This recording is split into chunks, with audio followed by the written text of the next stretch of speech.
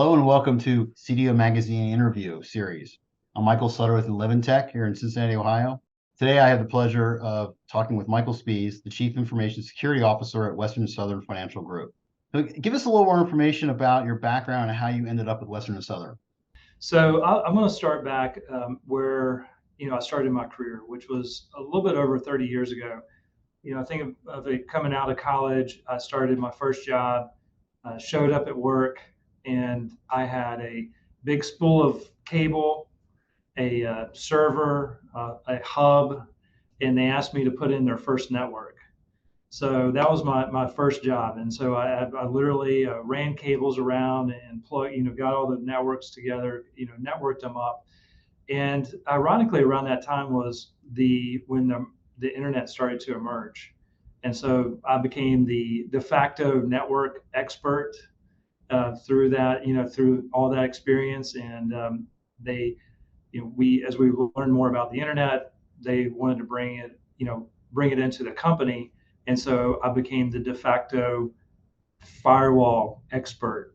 That's how you brought in the internet. And so through that, I became the security expert. And then just over time, that responsibility just continued to grow. It grew from just that real basic how to get out to the internet, how to make sure nobody hacked into your network, to us connecting up to various trading partners to transfer data and do various business processes with. And that just responsibility just continued to grow over time, especially as our business partners became much more interested in how we were securing ourselves and securing their data. It's just been a really great journey from that time, 30 years ago to where we are today. About 10 years ago, I got recruited up to the Midwest, actually in Indianapolis area up in Indiana. Spent about 5 years there with a company, and then was recruited here to Western Southern Financial Group 5 years ago, and have been here as their CISO, Chief Information Security Officer, ever since. So back then, did they have an actual ad in the paper back then? No, which one? The original company that I was with, I was an intern. So I was an intern there for a summer or two, and believe it or not, I was with that company for 18 years. So it was just a great opportunity for me to just see that whole time where technology really took off. And so it's just an awesome opportunity. But at some point you outgrow the opportunity, and I was very fortunate to be able to have other opportunities here in the Midwest that I'm also been very, very blessed with. Yeah, that's awesome. Thank you for sharing that. Sure. Yeah. As a CISO, what are some of your key roles within your company? Well, I look at it as two things. One is thought leadership and people leadership. Within Western Southern, it's important that I'm helping the organization understand how we assess cyber risk and how we evaluate how we should manage those risks, and understand how we should accept certain risk. We're always going to be faced with things that are newly emerging. You think of artificial intelligence. How are we evaluating the various risks that are associated with our use of it, and how can we help manage that risk and ultimately be able to take advantage of those types of emerging technology to help us further our business. The other side of it, I feel like, is people leadership. How do we continue to grow our staff? How are we able to recruit, retain?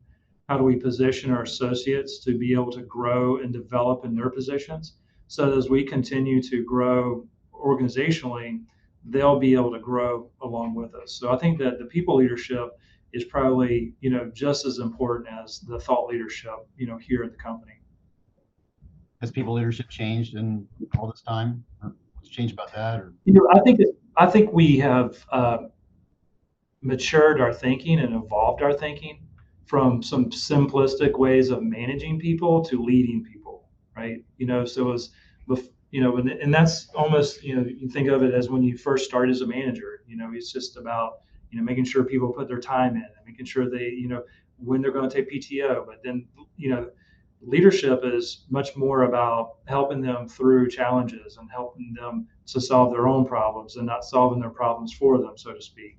It's how do you, position them to really grow as an individual, and also professionally. So that's what I see as what's really changed about leadership in organizations. How many people work for you? It's in the organizations probably about 140 or so, throughout the various functions that we have. A lot of people. Yeah, that's cool. Yeah. Cool. How do you see the role of CISO evolving in the context of company growth and changing business landscape? Well, I think that I see the CISO role continue to evolve mainly in the context of how CISOs are developing their business acumen and also developing their deep level of understanding of the business that they're in. Because it's very easy just to be focused on cybersecurity, because there's a lot to even be worried about just on cybersecurity. But then when you contextualize it with your business and understanding what your business objectives are, what the business drivers are, and how you can help ensure that you're aligning your cybersecurity program to help the company achieve their goals, that's when you're really at that, you're operating at that next level. So I think that's really important for CISOs to evolve as the company is continuing to grow. And I think it also helps keep you plugged into when the business landscape changes. So when there's a new merger and acquisition, how are you plugged into that so that you know about understand the new business that is going to be integrated and how that there could be potential, ramifications of that integration that could impact cybersecurity risk. So I see that's becoming what I see with my peers. What we're talking a lot about is better understanding the business that we serve. Yeah, it's challenging when you start to have mergers and acquisitions and all these other different, walks of life, makes it challenging. Yep, absolutely. Yeah, yeah. So can you share some examples of your past successes in managing and improving an organization's cybersecurity strategy? Sure. So when I came to Western Southern, we were in the early stages of investing, expanding the department, as well as our various processes and controls that we were using. And this was all in response to some new regulations that had been passed, that we had to come in compliance with, as well as some things that we had started seeing within our community with threat actors just becoming a lot more sophisticated. So this all was a big catalyst for Western Southern to really invest in the program.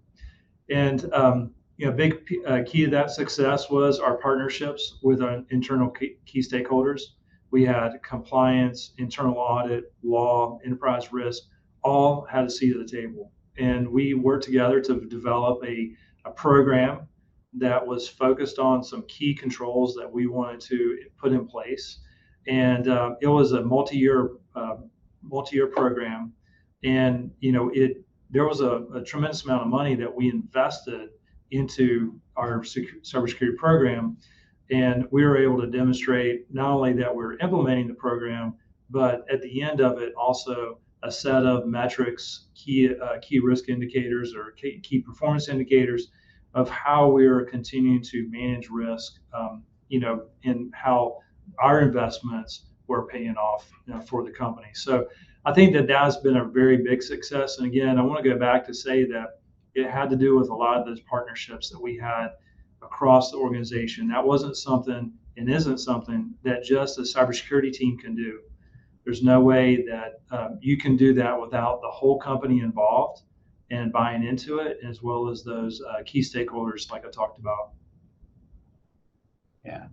How many people at that time did you have, if you remember? I started, it was about 20 people. Now, mind you, my responsibilities have somewhat grown. So that's, we had I'm also responsible for infrastructure teams as well. So that's why it's kind of hard to say from 20 to 145. Yeah. So. Yeah. Gotcha. Is there anything you want to add to any of this, or?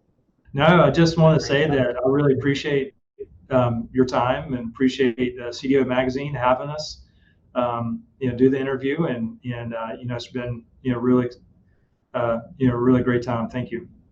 Appreciate it. All right, thanks, Michael.